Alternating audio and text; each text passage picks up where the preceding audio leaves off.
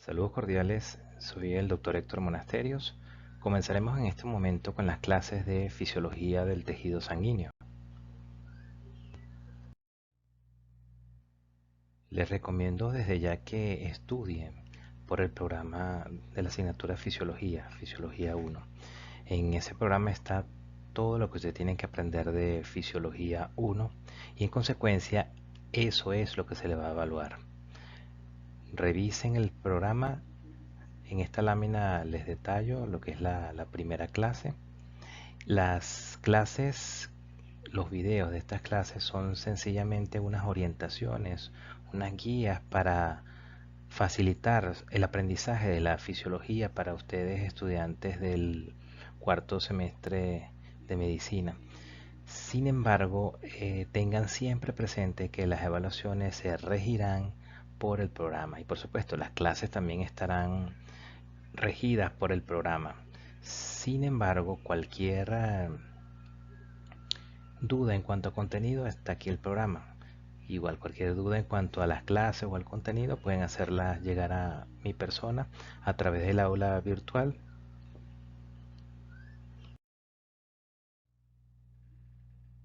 Componentes de la sangre.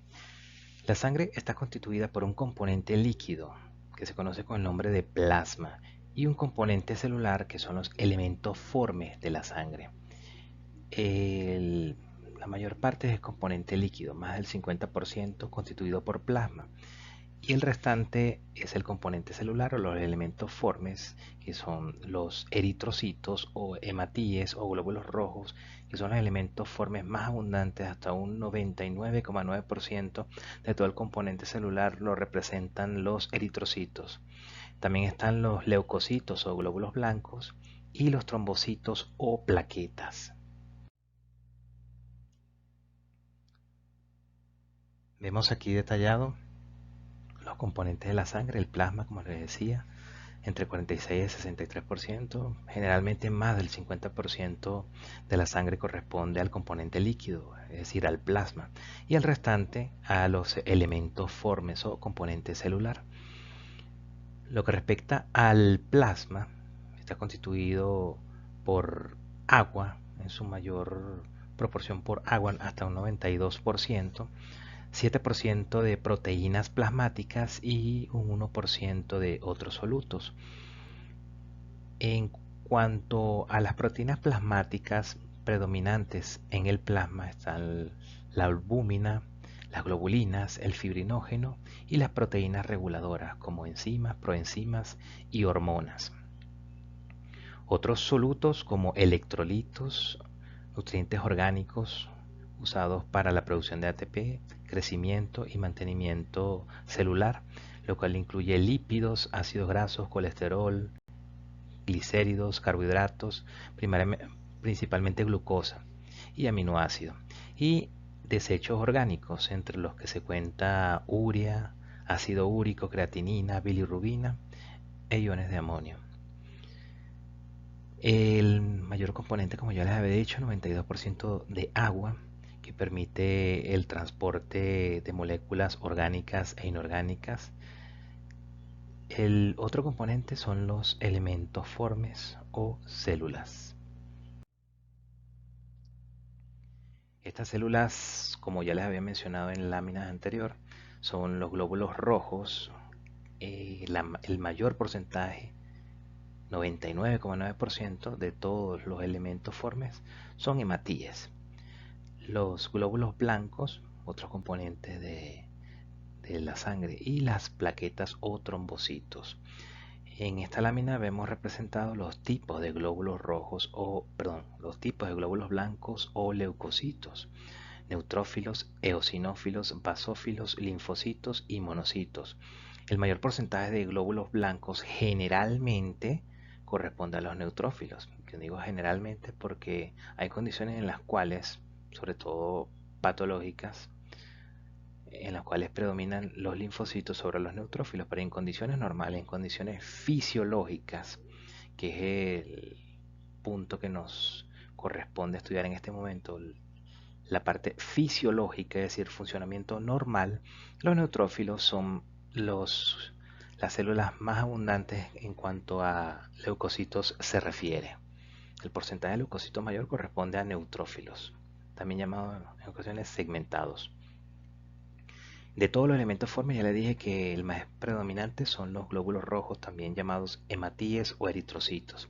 Y están las plaquetas o trombocitos.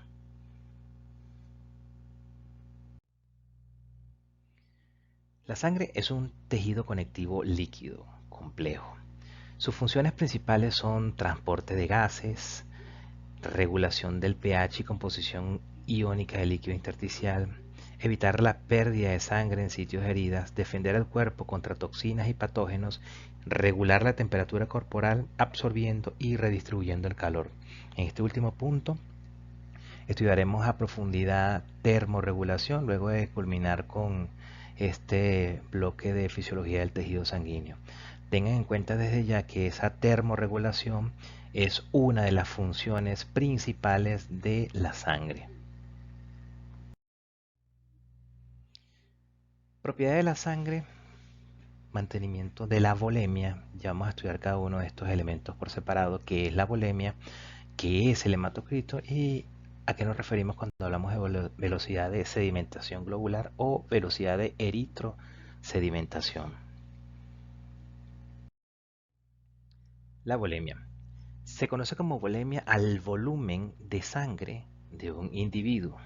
Eso es volemia, volumen total de sangre. Se dice que en promedio un 8% del peso corporal total corresponde a esa volemia. Estoy hablando de condiciones normales. Hay otras condiciones patológicas que aumenta ese porcentaje o incluso lo puede disminuir. Pero en condiciones normales, en condiciones fisiológicas, que es lo que estamos estudiando en este momento, el 8% del peso corporal total corresponde a la volemia. En consecuencia, un adulto de 70 kilogramos tendrá por ese 8% aproximadamente 5,6 litros de sangre, litros de volumen sanguíneo.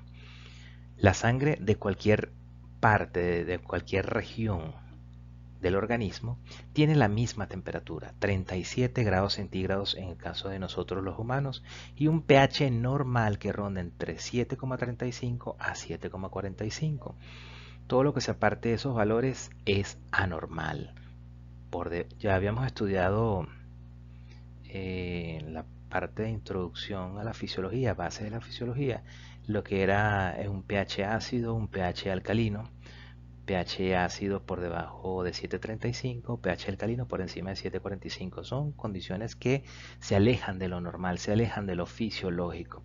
Y tener en cuenta que la viscosidad de la sangre es mucho mayor que la del agua, hasta 5 veces más viscosa la sangre que el agua.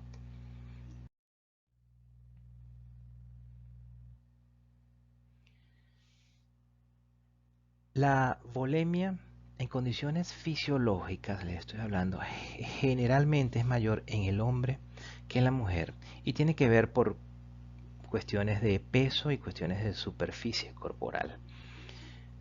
El volumen eritrocitario es más o menos igual en hombres y mujeres. El volumen plasmático es mayor en el hombre, pero cuando digo que es mayor es por diferencias mínimas. Pueden haber variaciones en la volemia, conocidas como hemodilución, cuando se diluye la sangre, es decir, aumenta el componente líquido, en consecuencia disminuye el componente de los elementos formes, o también se puede diluir solamente cuando aumenta el componente líquido, manteniéndose constante los elementos formes. Ya hablamos ahí de hemodilución. Hemoconcentración, cuando aumenta la concentración de la sangre, pudiera ser por disminución de la volemia. Sin embargo, estas son condiciones patológicas y como estamos en la asignatura de fisiología, vamos a hacer énfasis en las variaciones fisiológicas. Las variaciones fisiológicas se pueden dar por la edad. En pacientes conforme aumentamos en edad, puede disminuir la volemia. Es una condición normal, una condición fisiológica. El sexo, generalmente el hombre tiene mayor volemia que la mujer, lo cual generalmente está dado por mayor peso en el hombre que en la mujer, mayor estatura en el hombre que en la mujer. Y en condiciones de embarazo también aumenta la volemia. Las variaciones no fisiológicas, habíamos hablado patológicas, son condiciones patológicas dadas por enfermedades, deshidratación. La deshidratación condiciona hemoconcentración porque disminuye el componente líquido de la sangre, o sobrehidratación, que pudiera expresarse en hemodilución porque aumenta el componente líquido de la sangre y se diluye la sangre.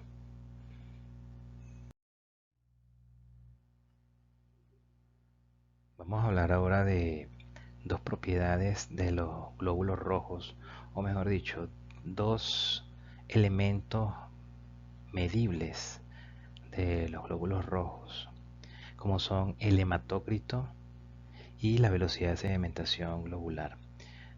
Ya les había comentado el hematócrito como la cantidad de glóbulos rojos según el volumen total de sangre, expresado en porcentaje. Bueno, este hematócrito, como pueden ver en este tubo, generalmente el hematócrito se mide en un tubo llamado tubo de Winthrop, y en consecuencia el método es el método de Winthrop. Vemos en la parte inferior del tubo, pintado en color negro, el componente celular, y en la parte superior, pintado de color rosado, el componente líquido o plasmático. Cuando hablamos de los elementos formes, la mayor cantidad de elementos formes corresponde a los eritrocitos.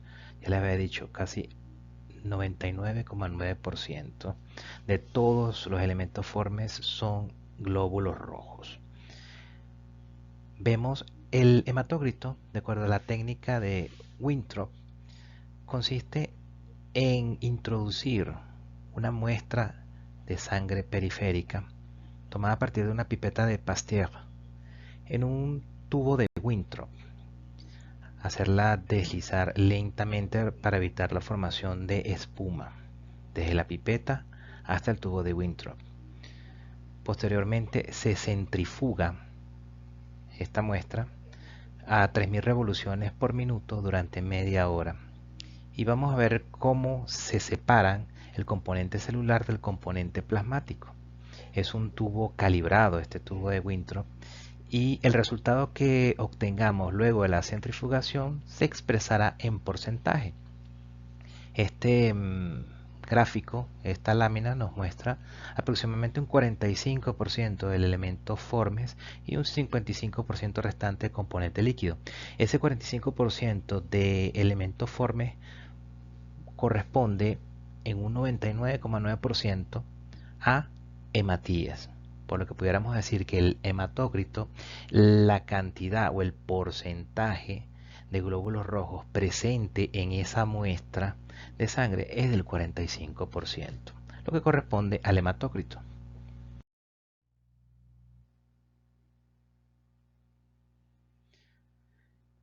La sedimentación globular es una propiedad del glóbulo rojo y no es más que la sedimentación, la precipitación del componente forme de la sangre hacia la parte inferior de un tubo conocido como tubo de Westergren. En consecuencia, el método para medir la velocidad de sedimentación globular es el método de Westergren. ¿Cómo se realiza? Se toma una muestra de sangre periférica. Esta sangre periférica se hepariniza. Se toma esta sangre con anticoagulante a través de una pipeta de Pasteur, y con la pipeta de Pasteur se vierte en el tubo de Westergren, que es un tubo calibrado en milímetros. Se lee desde arriba hacia abajo. Al introducir, al verter la sangre desde la pipeta de Pasteur al tubo de Westergren, vamos a observar cómo van cayendo el componente forme, los elementos formes de la sangre hacia la parte inferior del tubo, y en la parte superior queda o se visualiza el plasma transparente. Inicialmente los glóbulos rojos se aglutinan unos con otros y comienzan a caer por el tubo de Wester-Green. Caen de forma rápida al principio del procedimiento. Luego esta velocidad de sedimentación va disminuyendo. La velocidad de sedimentación globular se mide en una hora. Pasado una hora vamos a observar la cantidad de plasma transparente expresada en milímetros que se visualiza en la parte superior del tubo.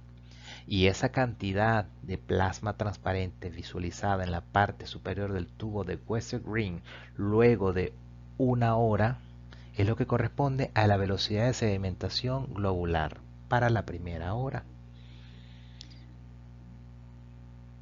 En condiciones fisiológicas, esta sedimentación globular debe permanecer más o menos constante.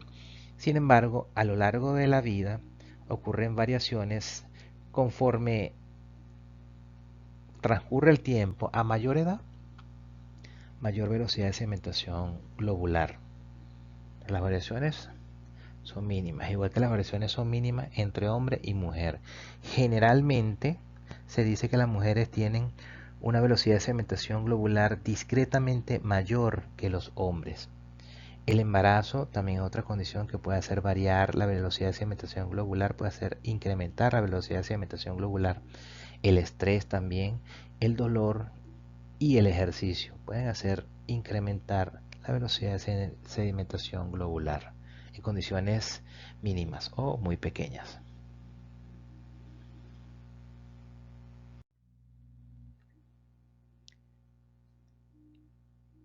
Los eritrocitos, que son los que tienen estas propiedades de velocidad de sedimentación globular, de eritrosedimentación, la cual es medible a través de la DSG y es medible el volumen que ocupan en sangre total que corresponde al hematócrito. Los eritrocitos son responsables de aproximadamente la mitad del volumen de sangre y del 99,9% de elementos forma, ya se lo había mencionado, lo que nos da un valor total por microlitro o milímetro cúbico, que son unidades equivalentes, de 4.5 a 6.3 millones por cada microlitro o milímetro cúbico en hombre y de 4.2 a 5.5 millones en mujeres. Esto equivale a que una gota de sangre posee alrededor de 260 millones de eritrocitos. Ya les había dado la definición de hematocrito. Sin embargo, en esta lámina nuevamente se presenta. El hematocrito mide el porcentaje de la volemia que es ocupada por los elementos formes, más específicamente la que es ocupada por los glóbulos rojos. 99,9% de estos elementos formes son glóbulos rojos. El glóbulo rojo no es redondo, es un disco bicóncavo, lo cual le provee una gran razón de área por superficie. Su forma le permite alinearse, doblarse, flexionarse. Los glóbulos rojos maduros carecen de orgánulos y también carecen de núcleo. Vamos a ver más adelante el proceso de eritropoyesis, cómo el glóbulo rojo finalmente pierde su núcleo y pierde sus orgánulos a lo largo de su diferenciación celular. La vida media del eritrocito es de aproximadamente 120 días.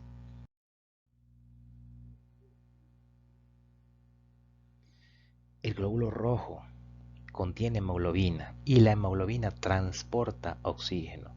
Hemoglobina en hasta el 95%. La vida media, ya les mencioné, 120 días del glóbulo rojo. Funciones de la hemoglobina: transporta gases, transporta oxígeno y transporta dióxido de carbono, lo cual permite la hematosis a nivel alveolar, mantiene el pH y mantiene la viscosidad de la sangre.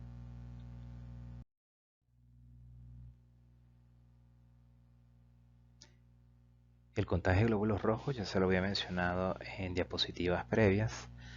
La hemoglobina varía de acuerdo al sexo, aunque son variaciones mínimas. Generalmente en hombres se considera valores normales entre 13 y 16 gramos por decilitro de hemoglobina, en mujeres de 12 a 15 gramos por decilitro y un hematocrito de 40 a 48%. Generalmente y en condiciones normales, el hematócrito es aproximadamente 3 veces el valor de la hemoglobina.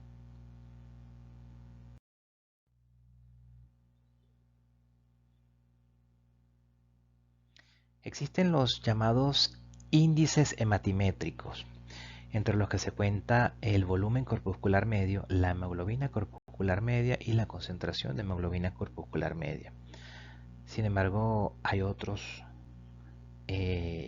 valores que nos permiten medir o cuantificar el glóbulo rojo y lo vamos a ver más adelante en esta misma presentación. Lo que corresponde al volumen corpuscular medio mide el tamaño del eritrocito y la fórmula se las presento en esta lámina, es hematocrito por 10 sobre contaje de glóbulos rojos. Valor normal va de 80 a 95 femtolitros, volumen corpuscular medio. El otro índice hematimétrico es la hemoglobina corpuscular media, que representa el contenido de hemoglobina por cada hematíe en su valor absoluto y se expresa en picogramos. Valor normal entre 26.3 y 33.8 aproximadamente. Podemos calcular esa hemoglobina corpuscular media multiplicando hemoglobina por 10 y dividiendo por el contaje de glóbulos rojos. Otro índice hematimétrico es la concentración de hemoglobina corpuscular media, que es la concentración de hemoglobina por hematía expresada en porcentaje. Fórmula: hemoglobina sobre hematocrito. Valor normal entre 28 y 32 gramos por decilitro de sangre.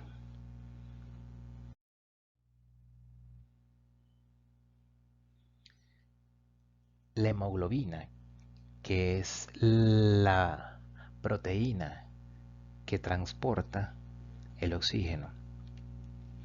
La hemoglobina está constituida por una proteína que es una globina más hierro. Transporta 4 moléculas de oxígeno cada molécula de hemoglobina, lo que equivale a 1,39 mililitros de oxígeno por cada gramo de hemoglobina. Y de acuerdo a la concentración de oxígeno que transporte esa hemoglobina, pudiera ser diferenciada en oxihemoglobina y desoxihemoglobina, la que contiene menor cantidad de oxígeno, esta última que les nombré.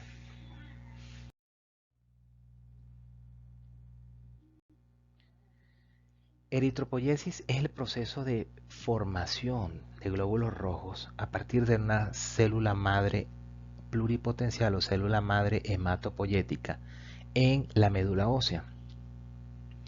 El precursor ya se lo nombré, célula madre pluripotencial o célula madre hematopoyética. Inicia un primer estadio con el proeritroblasto. En las fases de la eritropoyesis vamos a ver la disminución del tamaño celular, inactivación de núcleo. El eritrocito no posee núcleo, no posee orgánulos y hay modificaciones en el citoplasma. Desaparecen los orgánulos y se modifica el núcleo, como les dije, desaparición del núcleo. Duración de la eritropoyesis 6 a 7 días. Les mencioné el primer estadio, el proeritroblasto, con su núcleo. Luego el eritroblasto basófilo, las características de la célula. Eritroblasto policromatófilo, luego eritroblasto ortocromático, y el estadio inmediatamente previo a eritrocito es conocido como reticulocito. Cabe acotar, el reticulocito sigue siendo una célula inmadura. El contagio reticulocito debe ser mínimo en condiciones normales. La célula madura es el eritrocito, también conocido como hematíe o glóbulo rojo.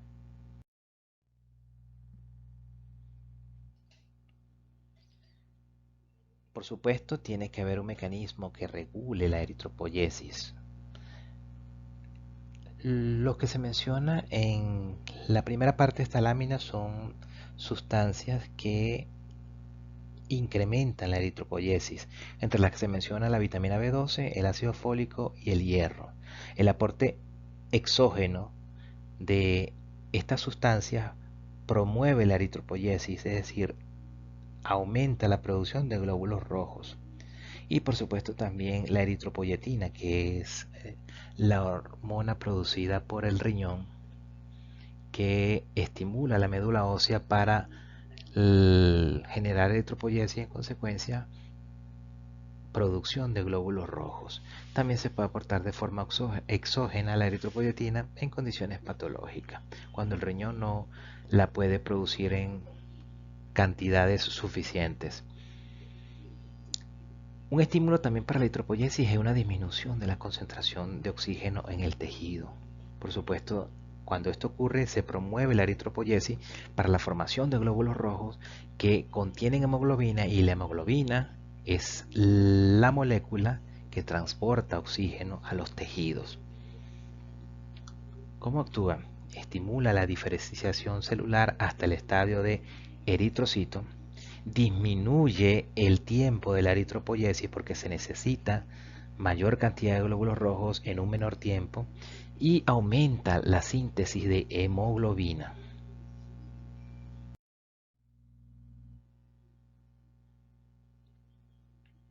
Otro gráfico que nos muestra la regulación de la eritropoyesis. Vemos en el centro, o más que en el centro, a su mano izquierda, eritropoyetina, producida por el riñón. Es producida por el riñón, sin embargo, se estimula su producción por ciertas condiciones. Por ejemplo, la disminución del oxígeno tisular, como se había mencionado en la lámina anterior, es estímulo para producción de eritropoyetina y en consecuencia la eritropoyetina estimula la eritropoyesis en la médula ósea, estimula la diferenciación de la célula madre hematopoyética o pluripotencial y aumenta también la síntesis de hemoglobina.